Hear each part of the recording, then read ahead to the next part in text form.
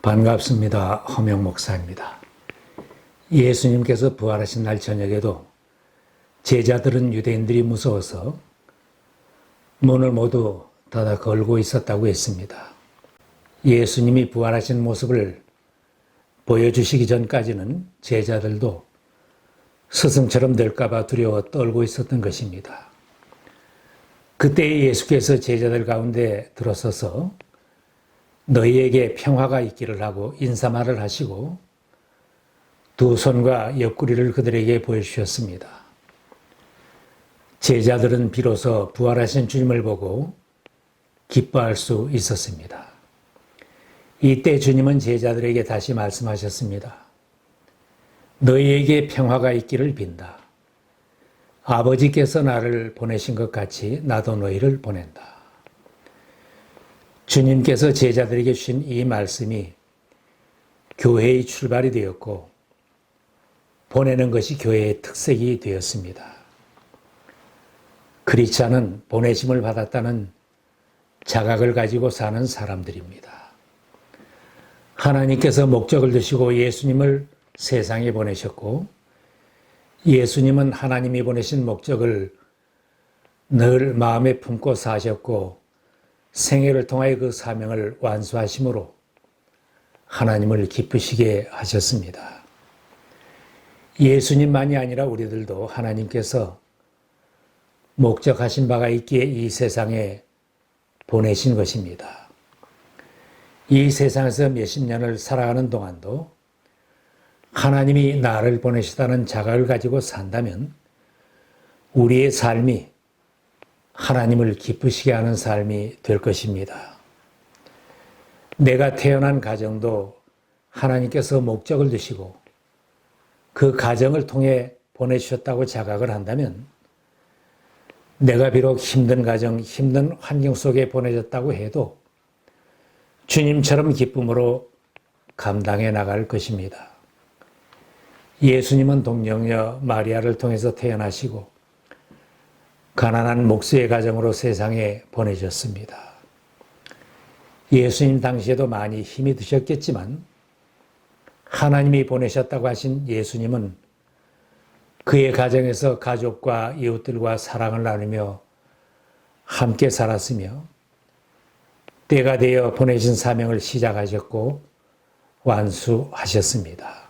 내가 지금 처한 자리나 직장이나 태어난 나라도 이 시대에서 하나님께서 뜻을 두시고 나를 보내셨다는 자각을 가지고 산다면 내가 하는 모든 일도 직장 생활도 내가 몸담고 사는 나라에도 불평불만이 없이 더 보람되게 살 수 있을 것입니다.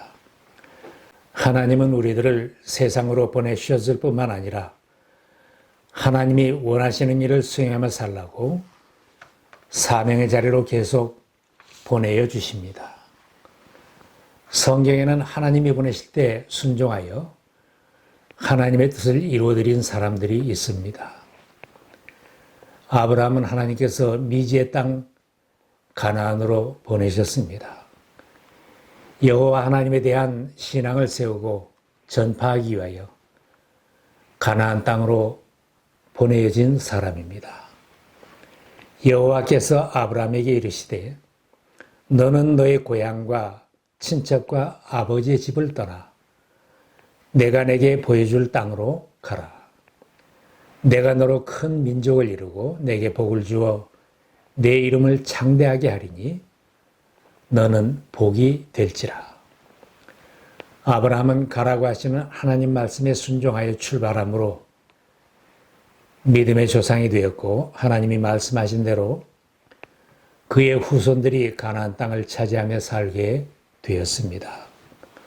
억압받으며 고통 속에 사는 이스라엘 백성들을 해방시켜 자유를 주기 위해 하나님은 모세를 이집트 왕궁으로 보내셨습니다. 여호와께서 이르시되 내가 애굽에 있는 내 백성의 고통을 분명히 보고 그들이 그들의 감독자로 말미암아 부르짖음을 듣고 그 근심을 알고 내가 내려가서 그들을 애굽인의 손에서 건져내고 그들을 그 땅에서 인도하여 아름답고 광대한 땅, 젖과 꿀이 흐르는 땅, 곧 가나안 족속, 헷 족속, 아모리 족속, 브리스 족속, 히위 족속, 여부스 족속의 지방에 데려가려 하노라. 이제 가라. 이스라엘 자손의 부르짖음이 내게 달하고 애굽 사람이 그를 괴롭히는 학대도 내가 보았으니 이제 내가 너를 바로에게 보내어 너에게 내 백성 이스라엘 자손을 애굽에서 인도하여 내게 하리라. 모세가 자신의 부족함을 깨닫고 보내시는 하나님 앞에서 망설이기도 하였지만 결국 보내시는 하나님의 말씀에 순종하여 이스라엘 민족을 탈출시켜 가나안 땅에 정착하게 하는 민족 구원의 역사를 이루어 냈습니다. 하나님은 선지자 요나를 원수의 나라에 선교사로 가라고 보내셨습니다. 이스라엘의 증오 대상인 아수르의 수도 니느웨로 가서 하나님의 심판을 선포하여 그들을 회개시키려고 보내셨습니다. 여호와의 말씀이 아미떼의 아들 요나에게 임하시니라. 이르시되 너는 일어나 저 큰 성읍 니느웨로 가서 그것을 향하여 외치라. 그 악독이 내 앞에 상달되었음이니라 하시니라. 그러나 요나는 원수의 나라 백성들이 회개하여 구원받는 것을 원하지 않았습니다. 그는 하나님의 명령을 거역하고 도망가다가 바다에 던져졌고 큰 물고기에 삼킨받아 물고기 뱃속에서 3일 동안 있으면서 회개하기에 이르렀습니다. 주님께서 회개한 요나에게 다시 가라고 말씀을 주셨습니다. 너는 어서 저 큰 성읍 니느웨로 가서 이제 내가 너에게 한 말을 그 성읍에서 외쳐라. 이제는 요나가 하나님의 말씀 순종하여 하나님의 심판을 선포하였더니 니느웨의 모든 백성들과 왕이 굵은 베옷을 입고 잿더미에 앉아 회개하였습니다. 하나님께서 그들이 뉘우치는 것을 보시고 뜻을 돌이켜 심판하지 않으셨습니다. 요나와 같이 불순종하던 사람도 회개하고 나서 가라고 하시는 하나님 말씀에 순종하기만 하면 사람들이 회개하고 구원을 받게 되는 일들이 일어납니다. 하나님께서 뜻을 두시고 나를 가라고 하실 때 순종하여 가기만 하면 하나님께서 계획하신 일들을 하나님께서 이루어 가십니다. 예수님도 하나님께서 자신을 세상에 보내셨다고 하셨습니다. 예수님은 하나님이 자신을 세상에 보내신 목적을 깨닫고 그 뜻을 백성들에게 알리시며 본격적으로 메시아 사역을 시작하셨습니다. 메시아 사역의 취임사와 같은 말씀입니다. 주님의 영이 내게 내리셨다. 주님께서 내게 기름을 부으셔서 가난한 사람에게 기쁜 소식을 전하게 하셨다. 주님께서 나를 보내셔서 포로된 사람들에게 해방을 선포하고 눈먼 사람에게 눈뜸을 선포하고 억눌린 사람들을 풀어주고 주님의 은혜의 해를 선포하게 하셨다. 예수님은 이사야의 말씀을 읽으심으로 세상에서 메시아로서의 사명을 수행할 것을 선포하셨습니다. 예수님은 말씀하신 대로 하나님께서 자신을 세상에 보내신 메시아의 사명을 완수하셨습니다. 십자가를 지고 죽으심으로 세상 만민에게 자유와 구원의 기쁜 소식을 안겨주셨고 행복하게 사는 길을 열어주셨습니다. 그리고 주님의 부활을 기뻐하는 제자들에게 아버지께서 나를 보내신 것 같이 나도 너희를 보낸다고 파송하시면서 기쁜 소식을 전하라고 사명을 주셨습니다. 너희는 가서 모든 민족을 제자로 삼아서 아버지와 아들과 성령의 이름으로 세례를 주고 내가 너희에게 명령한 모든 것을 그들에게 가르쳐 지키게 하여라. 너희는 온 세상에 나가서 만민에게 복음을 전파하여라. 주님은 이 세상에서 자신의 메시아 사역을 마치시고 그 복음을 전파하는 사역을 제자들에게 위임하여 주시고 파송하시는 것입니다.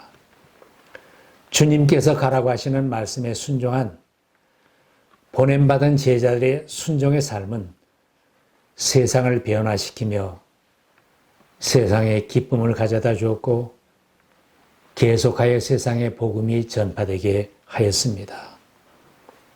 사도행전은 보냄받은 사람들에 대한 기록입니다. 기독교 2000년의 역사는 보내진 사람들이 이룬 역사라고 할 수 있습니다. 제자들과 초대교회 성도들은 두루 다님의 복음을 전파하였습니다. 초대교회는 박해를 받아서 피해 다니던 성도들도 가는 곳마다 이 복음을 전파하였고 제자들도 전도 현장으로 다니면서 복음을 전하였습니다. 흩어진 사람들은 두루 돌아다니면서 말씀을 전하였다. 빌립은 사마리아 성에 내려가서 사람들에게 그리스도를 선포하였다. 사도 베드로도 두루 다니며 복음을 전하였습니다.